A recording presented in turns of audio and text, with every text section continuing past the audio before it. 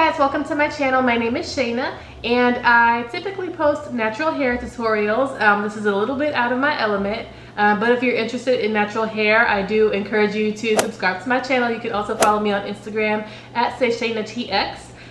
But today we're going to be talking about Airbnb. So one day I was just thinking, you know, I posted a poll on Instagram and I asked like my followers, you know, how many of you want to host an Airbnb or learn a little bit more about, you know, hosting an Airbnb?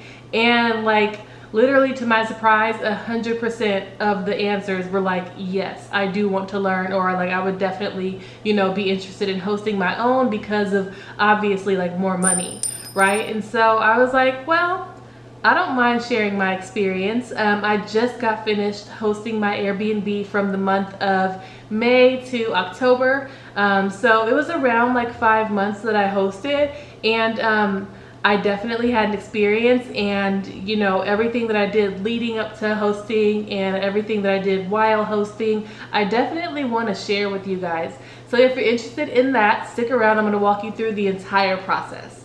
So for context, I guess I'll just start with the 5 W's, right? Who, what, when, where, and why. So who? Me, Shayna. I am the one who did the hosting. What did I host? I hosted a 497 square foot studio apartment. I'm looking at my notes too, so like I'm forgetting the 3rd W. Who, what, oh, when. When did I host? May through October of this year, 2019. Where I hosted it here in Dallas, Texas, specifically in Addison, which is like North Dallas, Addison Circle, if you're familiar with it, a really popular area. And then, so why did I don't know why I have to look at my notes for like the 5 W's. That's so silly. But why did I host it? Because I needed to move in a pinch, and I needed to break my lease. But the reason that I was breaking my lease was not like a qualifiable, like, oh, they'll let me break it for free. So they weren't going to let me out of my lease for free. It was going to be like $1,500. And I definitely, you know, like didn't have it, didn't want to spend it. So I was just like, well, I'm going to host on Airbnb. And so I just like, you know, made that decision. So I'm going to walk you through like my thought method behind like why I did what I did and everything. I would definitely encourage anyone who's like about to host an Airbnb to also take these steps as well, because I feel like, you know, the more prepared you are, the better. So like, you know, definitely use this as an example for like a new time host, beginner, you know, maybe you just need help. I'm here to help, you know. So I really hope that in this video I answer as many of the questions that you guys came here to see as possible. But like if I don't answer your specific question, please leave me a comment below. I'd be happy to answer them. But I think that I'm gonna give like a good, like well thought out like how to host your first apartment on Airbnb. Alright, so, and again, I'm going to be looking at my notes here, so like, excuse me if I'm not looking directly at the camera, but I'm just like refreshing my memory on the notes that I wrote like 3 weeks ago. Like, I've been meaning to do this video for a really long time. So like the pre-work that I did, right? So, first of all, I asked myself this question. This is a very important question, you guys. First of all, ask myself, is my apartment Airbnb-able? And just so we know, just so we're clear, I'm only talking about Airbnb an apartment. I'm not talking about a house where you're going to rent a room or you're going to rent your whole house. I'm simply talking about an apartment complex. So you want to ask yourself that question. Do I even have any business hosting an Airbnb? You know, you want to ask yourself, is my apartment clean enough? Is it like cool enough, you know? And by that, I just mean really, if you were traveling, would you stay at your own apartment if you were traveling like on Airbnb? You know? And so when I answered my own question, I said, yeah, absolutely. Like I had a really like stylish, like chic apartment. It was really small, but it was really cozy. You know, I definitely had it feeling like home in there. So absolutely, I was like, yeah, I would definitely stay here. There's nothing more that I love just to like be just sitting at home, just in my little studio on my couch bed. Like it was so comfortable. It was really bright. I just loved it, you know. So yeah, when I thought about it, I was like, yeah, you know what? My apartment is Airbnb-able.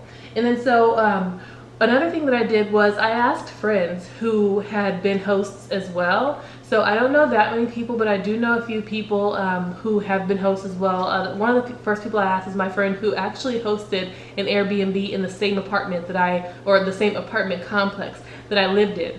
So, you know, I asked her about her experience. I'm like, hey, you know, when I was actually looking on Airbnb just to see how other people post their apartments, I saw her apartment. So I was like, hey, I saw that you still have your Airbnb up. Like, you know, how's it going? You know, are you liking it so far? And she was like, girl, no, like I do not recommend it. I would not do it. I had people like, I guess like people moved into her apartment and tried not to move out of it, where she had to like, she was actually locked out of her own apartment because she had given that person her spare key, and then another person had her other key, so she was locked out of her apartment. You know, some people like broke some of her stuff.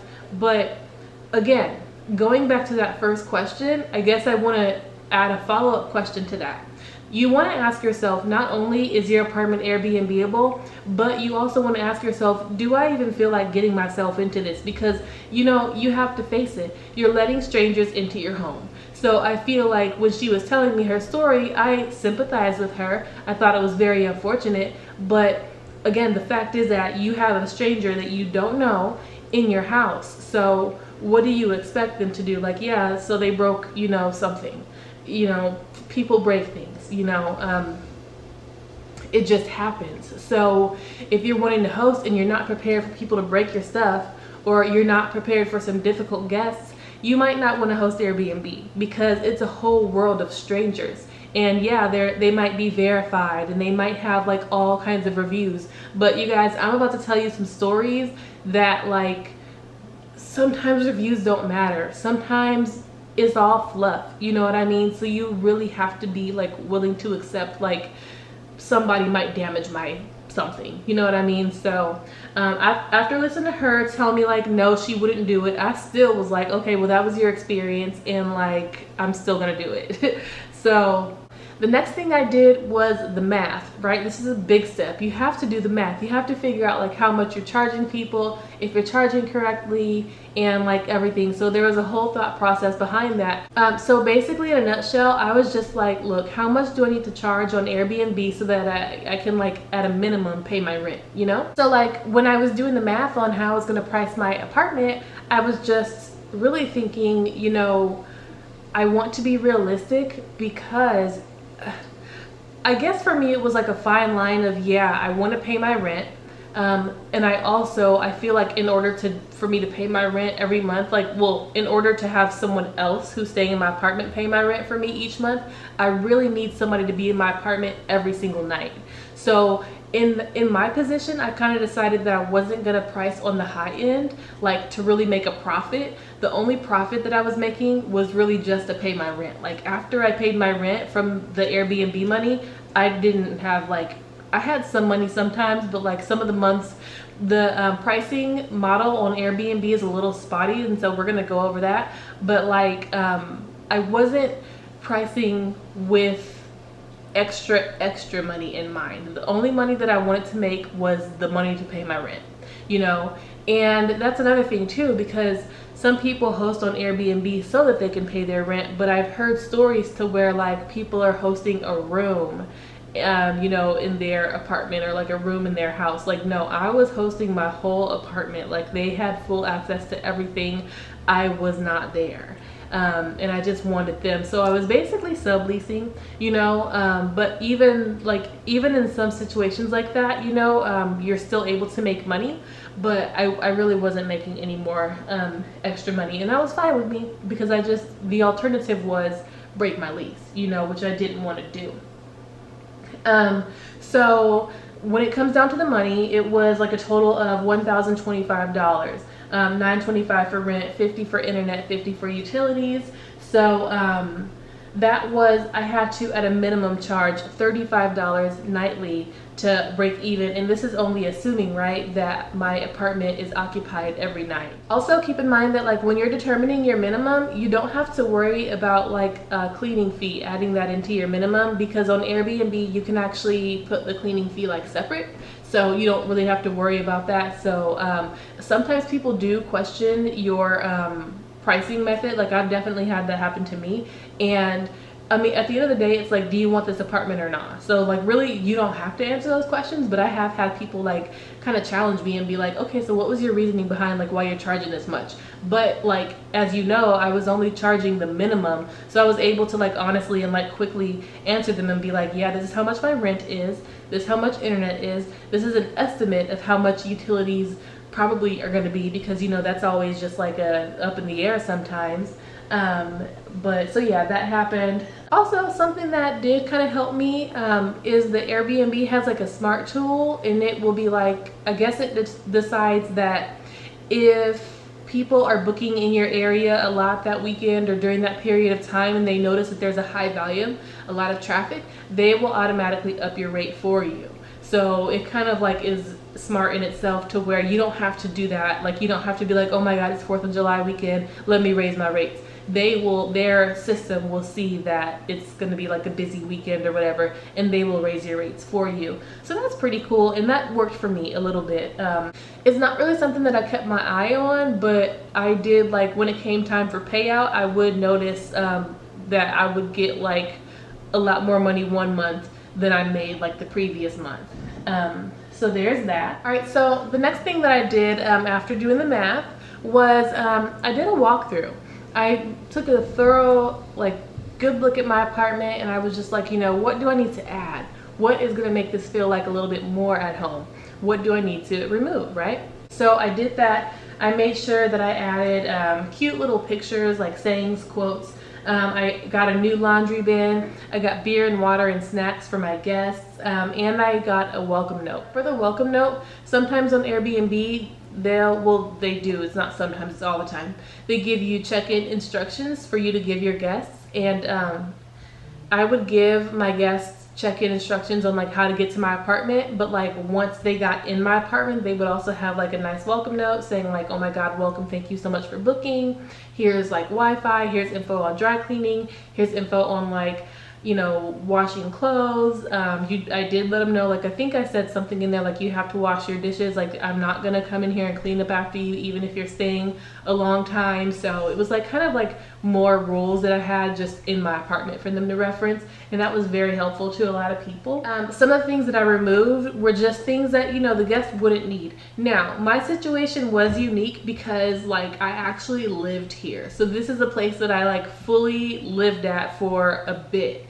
So I had everything in that like apartment. Like I had all my clothes, like all my like little random stuff, just everything was in there.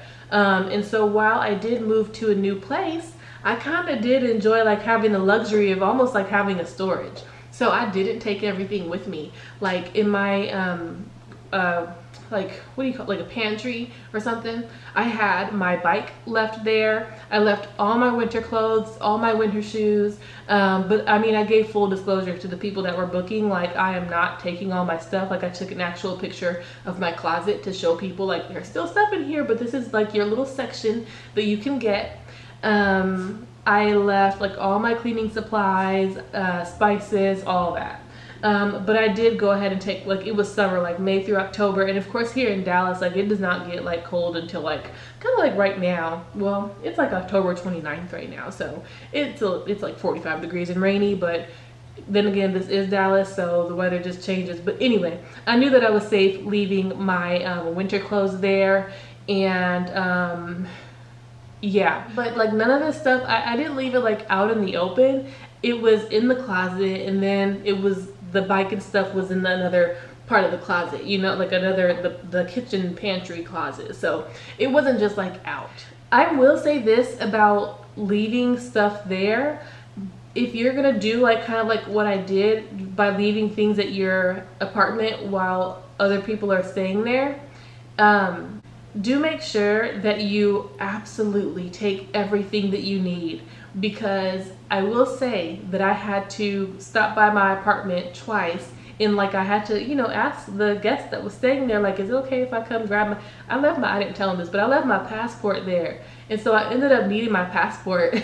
So I had to like stop by the apartment and get it. And like both times that I left something there and I needed like to go get it, they were like totally like, girl, this is your house, like you can definitely come in your own apartment. But like as far as me putting myself in their shoes, like I would probably get kind of annoyed if, you know, they're like, oh, I forgot, like, and I can like stop by for something really quick. So like for me, that was kind of embarrassing on my end. But like just keep that in mind. If you're only taking some of your things, just make sure that you take like try your best to take everything you need. So the next thing I did was I thoroughly cleaned my apartment. I mean, as I already said, it was a 497 square foot studio, so it wasn't that big of a place to even like get really dirty. So like everything, it was so small basically is what I'm saying. Like everything had to be in order, but like I just made sure that I swept, mopped, like got under all the crevices. Like I didn't want anybody to find any reason to say that my apartment was dirty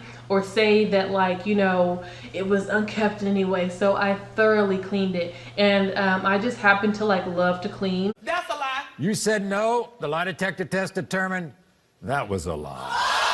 Like I truly like, well, I'll take that back. I don't really love to clean, but like when I'm cleaning, I love to clean in that moment. So in that sense, I love to clean.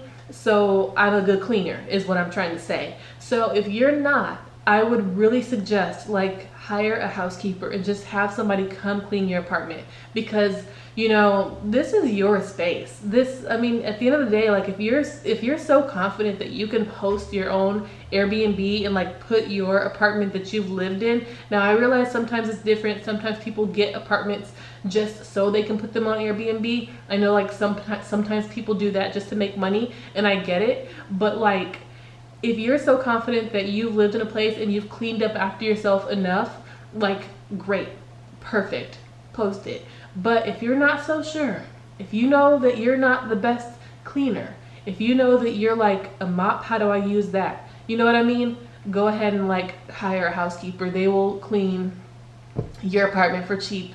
Like please do that, because as a traveler, I think we can all agree that there's nothing more disgusting than walking into a place where you're supposed to sleep and it's dirty. So that's just a little lesson I'm saying. So anyway, I thoroughly cleaned my apartment. I made sure that like I vacuumed. Like I was like, okay, it's all good. Like I was like kind of nervous. Like when it actually comes down to like about to be hosting your first guest, I was like, oh my God, like is everything okay? I said, look, I wonder what he's gonna think when he walks in. Like I just like got the jitters. So I was like just spot checking certain things. But like definitely, you know, do that. All right, so once it's time to actually post, I did it. Like I posted my apartment on Airbnb. It was all ready to go. And I was just like, literally like, oh my God, what's gonna happen? Like I was so worried about, because again, I had a lot riding on this. I had to have people book my apartment. Like, because I came to terms also with just like, all right, well, you know, all I can do is put my apartment on Airbnb. If it doesn't actually get like traction, then I was gonna be like, okay, well, I'll break my lease. But, you know, I'm gonna try. So I hit post and I'm just waiting. And then like, honestly, almost immediately, I started getting questions, people asking me like, okay, like, you know, where is it? Like some people do ask like, you know, where is it? Because, you know, I think Airbnb has that thing where like you cannot know exactly where it's at until you book or something. So some people were like texting me like, hey, where is the place at? Like, just little questions like that. So I want to say that I had like my first 2 bookings. I want to say it was like my first 2 bookings I had. And then here comes Airbnb being helpful, right? So because remember earlier I told you that they suggested that I turn on the tool where they raise my rates a little bit, and that actually was very helpful. But here's another thing they suggested that I do that was helpful, but it wasn't. They suggested that I give my next few guests a 20% discount. And I was like, that's a good idea. I should do that. But like totally not thinking all the way through it. Like, you know, so what had happened was my third guest ended up getting my 20%, not my third guest, but my third person who booked, if that makes sense. So the third person who booked, he ended up booking for like 3 weeks. So boom, just like that, I had to give him 20% off. And so once I really sat there and thought about it, I was like, that did not make any sense. Why did I do that? But it was already done. Like, there's nothing I could have done. So I had to let that guy stay in my apartment for almost 3 weeks for a 20% discount, which we've already discussed. It was like already cheap. And like a lot of people were telling me that, like, wow, this is such a great deal. Like, I think, you know, hindsight is 20/20. And I was in such a rush to just get my apartment listed and just like be done with it and move out and have somebody pay my rent. Like, I wasn't even thinking straight, you know? So like literally, I want to say like almost all of my guests, or at least 3 out of the 5, told me like, wow, this is such a good deal. I jumped on it when I saw it, you know? And I was like, damn it, I could have obviously charged so much more. But whatever, I live to talk about it, so that's one thing. So yeah, Airbnb was being helpful, blah blah blah. So from May through October, I booked a total of 6 people, but I ended up having 5 guests. Now the 6th guest I did end up having to cancel. This girl booked in like November, and my lease was up in October. So I was like, oops, how did she slip through the cracks? So the Airbnb tool it's not confusing. I don't know why I had my calendar still turned on through like November. Well, actually, turns out I had it turned on through like January. So I had to go in and turn it off, and then I had to cancel her reservation and tell her that I was sorry, but you know, my lease was expired. So I do want to say a little bit about this. So if you're, if you're aspiring, sorry, I'm turning my phone on, like group chat is going crazy.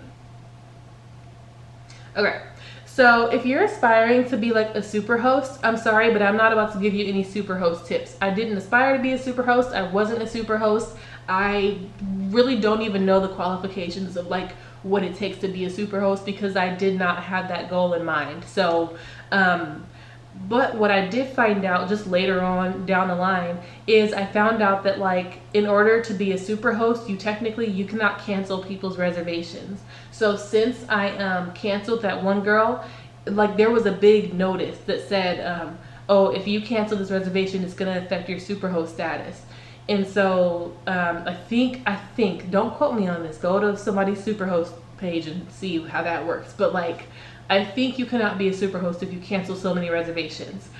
Also, Airbnb will charge you if you actually keep canceling people's reservations, which it makes perfect sense. This person booked your, you know, space thinking that they're about to stay there, and now here you come canceling their booking. You know, so it's not fair to them. So, you know, in turn, you're going to be penalized for it as well. So it makes sense.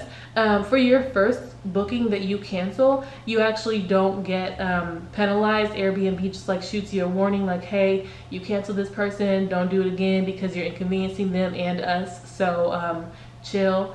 And I was like, oh yeah, you know, but again, that was just me like not taking a look at my calendar correctly. But after I did that, I learned about a cool tool that Airbnb has called co-host. So it allows, so like, you know, this is a lot. Like, let's not forget, I'm hosting an Airbnb, which is a job in and of itself, but I have a job, I have a full-time job, and I have a part-time job, and then clearly I do part-time YouTube and Instagram, and now I'm trying to host. So I have like so much going on that like, honestly, Airbnb is like the last on the list. I wasn't able to really dedicate the time that I think really you should dedicate to Airbnb. Like, it's a lot of work, just like sitting there having to answer questions. We're gonna get to that in a minute, but like, you know, you have to deal with the guests on like pre-arrival when they are booking and they have questions, and then they get to your apartment and then they have more questions,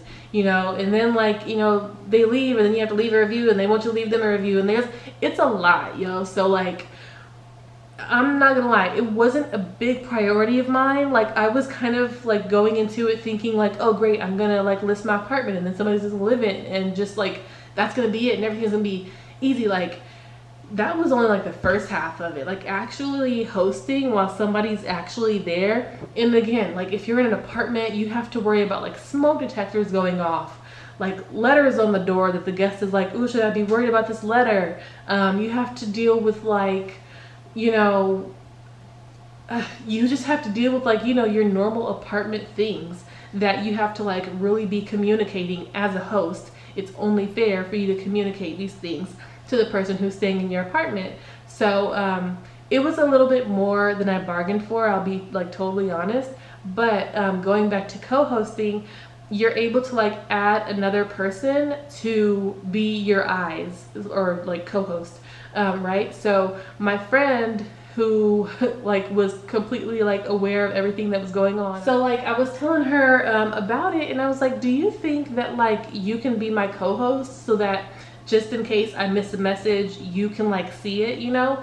And she's like, girl, yeah. So like she thought it was fun. Like she likes this kind of stuff. So I like let her be my co-host, and she was honestly like on top of it. She's like, did you see that message from a so-and-so? Like he asked you a question, like do you want me to answer him, or like do you need to answer him? So the co-host tool is like really, really helpful if you have like a friend or someone who like will actually co-host for you, and if you really need the help, it's there, you know. I don't know how much support Airbnb offers. Like fortunately for me, I really didn't have to talk to Airbnb like at all, and I don't think my guests had to speak to Airbnb at all either. So like when it comes down to like calendar management and all of that, I really think Airbnb like relies on you as the host to do it. And they really didn't intervene with my calendar. They only told me just that like one time, you know, to like not mess up my calendar anymore. They're gonna charge me. So all right, so now I just want to take some time and tell you guys like how my actual like stays went, because that is like an also equally important, you know, decision and piece of like determining whether or not you're going to host your space on Airbnb. Going back to my friend who said that, you know, the people locked themselves in her apartment and like try to make it their apartment. That happens. They broke some of her stuff. That happens. You know what I mean? So I had some experiences, both good, both bad. But again, I made it through. I'm fine. Like everything's good. So, you know, I'm here to talk about it with you guys. If you guys like were wondering about like how hosting an Airbnb is it possible? Yes. But there's just a lot that goes into it. So with that, let's talk about my 5 guests. For the sake of their privacy and mine, kind of. I don't know. Do I have any privacy? I guess in this matter, not really. I'm all like willfully talking about it, right? But for the sake of their privacy, I do want to like protect them and like not say their real names. So we're going to talk about my guests, J Boogie, Turd, Brutus, Theo, and Bobby. So those are my 5 guests. So if you'd like to hear a little bit about how their stays went, stick around.